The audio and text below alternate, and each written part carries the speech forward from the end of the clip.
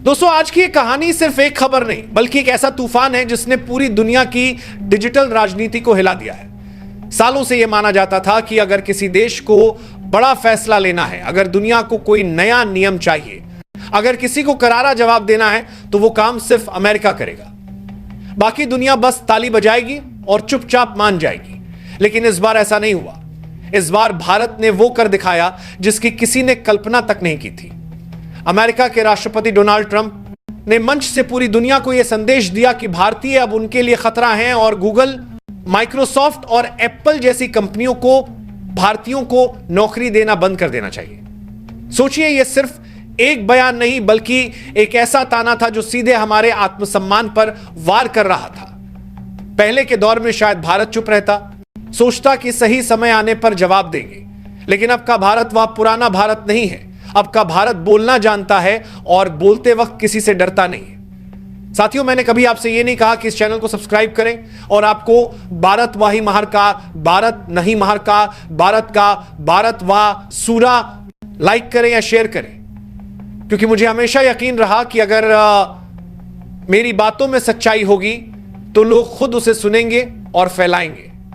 लेकिन आज पहली बार मैं आपसे एक विनम्र अपील कर रहा हूं, अगर आप मुझे एक ईमानदार पत्रकार मानते हैं तो अभी इस चैनल को सब्सक्राइब कर लें और इस वीडियो को अंत तक जरूर देखिए।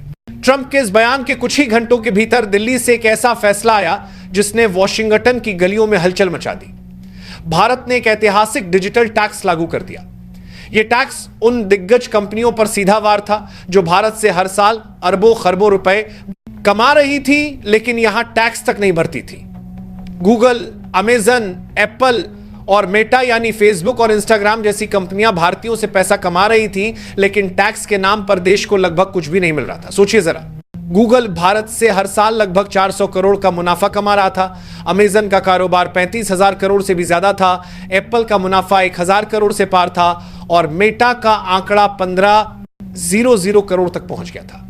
इतना पैसा हमारी जमीन से निकलकर बाहर जा रहा था और बदले में हमें सिर्फ आप एक बड़ा बाजार है का टैग मिल रहा था। भारत ने साफ कह दिया कि अब यह खेल नहीं चलेगा।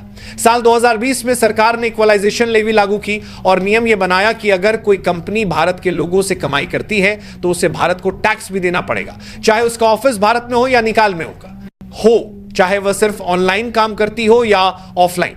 अब से नियम सब पर लागू होंगे। डिजिटल विज्ञापन पर 6% टैक्स और ऑनलाइन प्रोडक्ट व सर्विस बेचने वाली विदेशी कंपनियों पर 2% टैक्स लगाया गया। यह कोई साधारण कदम नहीं था। 2% टैक्स की तरफ से ऑफलाइन, यह सीधा उन कंपनियों पर चोट थी जिन्होंने भारत को सिर्फ ग्राहक समझा लेकिन कभी बराबरी का हकदार नहीं माना। यह टैक्स दरअसल भारत का वह मास्टर स्ट्रोक था जिसने पूरी दुनिया को यह सोचने पर मजबूर कर दिया कि अब भारत सिर्फ यूजर नहीं बल्कि नियम बनाने वाला देश है। अमेरिका को यह बात सीधे दिल पर लगी। वॉशिंगटन में बैठे बड़े बड़े नेता और बिजनेस लीडर्स अचानक बेचैन हो गए। उन्होंने वर्ल्ड ट्रेड ऑर्गेनाइजेशन का दरवाजा खटखटाया और भारत के डिजिटल टैक्स को एकतरफा और गैरकानूनी करार दिया। लेकिन भारत ने भी साफ शब्दों में कह दिया कि यह किसी देश पर हमला नहीं है बल्कि यह सिर्फ न्याय है। अगर आप यहां से कमाएंगे तो टैक्स भी यही देंगे। नतीजा चौंकाने वाला था। WTO ने भारत के पक्ष में फैसला सुनाया।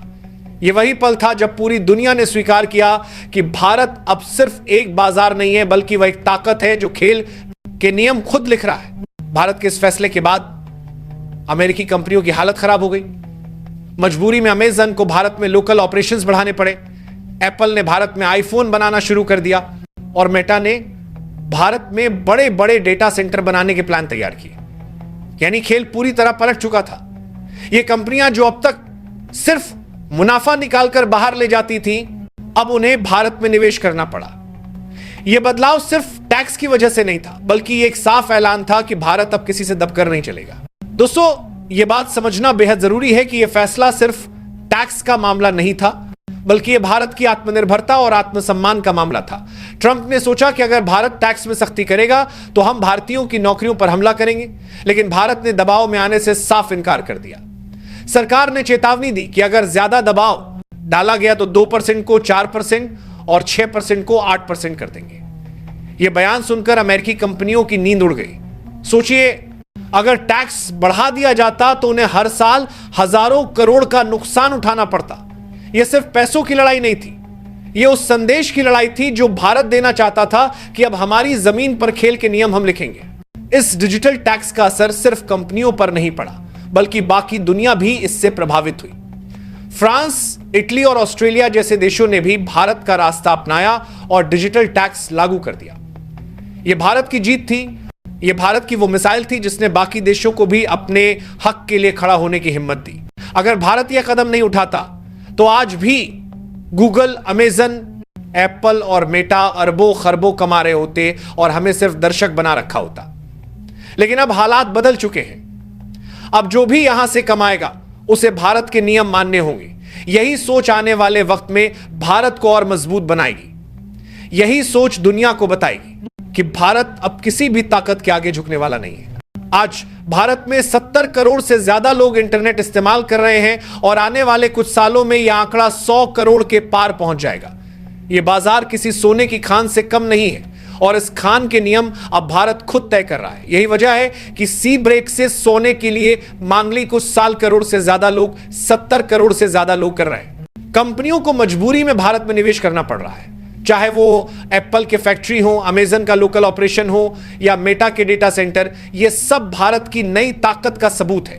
दोस्तों, ये कहानी सिर्फ एक टैक्स की नहीं है, ये कहानी है उस बदलाव की जो भारत की आर्थिक नीति में आया है। ये कहानी है उस आत्मविश्वास की जिसने भारत को दुनिया के सामने सीना ठोककर खड़े होने की ताकत दी है। जब कोई देश अपने संसाधनों की कीमत खुद तय करने लगे, जब कोई देश अपनी जमीन पर अपने नियम लागू करने लगे, तभी वह सच्चे मायनों में स्वतंत्र होता है। भारत ने यह साबित कर दिया है कि अब वह दौर खत्म हो गया है जब हमें सिर्फ बाजार समझा जाता था। अब सवाल यह है कि क्या यह लड़ाई यहीं खत्म होगी? क्या अमेरिका पलटवार करेगा या फिर मान लेगा कि भारत अब वो पुराना भारत नहीं है? क्या आने वाले वक्त में भारत और भी कड़े फैसले लेगा? यह सवाल आज हर किसी के मन में है। लेकिन एक बात साफ है, भारत अब सिर्फ सुनने वाला नहीं बल्कि बोलने वाला देश बन चुका है और उसकी आवाज अब दुनिया भर में गूंज रही है। दोस्तों, अगर इस पूरी कहानी को एक लाइन में समेटना हो तो यही कहा जाएगा कि भारत ने दुनिया को बता दिया है कि अब हम सिर्फ बाजार नहीं बल्कि बाजीगर हैं।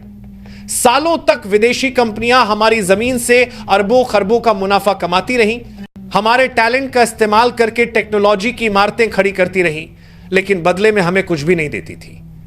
भारत को सिर्फ एक उपभोक्ता, एक यूजर, एक ग्राहक समझा जाता था। लेकिन डिजिटल टैक्स लगाकर भारत ने साबित कर दिया कि अब जमाना बदल चुका है।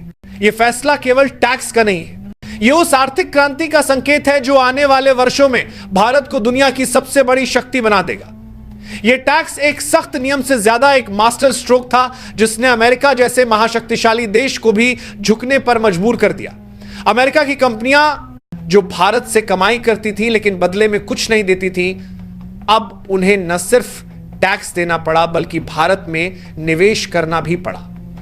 यही वजह है कि एप्पल को भारत में आईफोन बनाने पड़े, अमेजन को लोकल ऑपरेशंस बढ़ाने पड़े और मेटा को यहां डेटा सेंटर बनाने के प्लान तैयार करने पड़े। दोस्तों, यह जीत सिर्फ भारत की नहीं बल्कि हर उस देश की जीत है जो अपने हक के लिए खड़ा होने की हिम्मत रखता है। भारत ने दुनिया को रास्ता दिखाया और फ्रांस, इटली और ऑस्ट्रेलिया जैसे देशों ने भी डिजिटल टैक्स लागू किया। यानी भारत अब सिर्फ एक देश नहीं बल्कि एक लीडर बन चुका है जो दुनिया को दिशा दिखा रहा है। आज भारत 70 करोड़ से ज्यादा इंटरनेट यूजर्स के साथ डिजिटल दुनिया की सबसे बड़ी ताकत है और आने वाले कुछ सालों में यह संख्या 100 करोड़ से पार जाएगी। ऐसे में यह टैक्स सिर्फ सरकार की कमाई का साधन नहीं बल्कि एक संदेश है कि अब जो भी हमारी जमीन से मुनाफा कमाएगा उसे हमारे नियम मानने ही पड़ेंगे।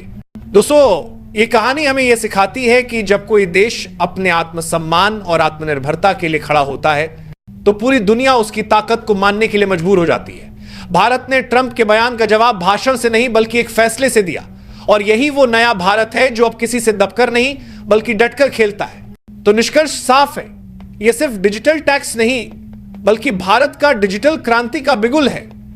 यह उस सोच का ऐलान है जो कहती है अब खेल बराबरी का होगा, अब नियम भारत लिखेगा और अब किसी भी महाशक्ति को भारत की आवाज़ को नजरअंदाज करने की हिम्मत नहीं होगी।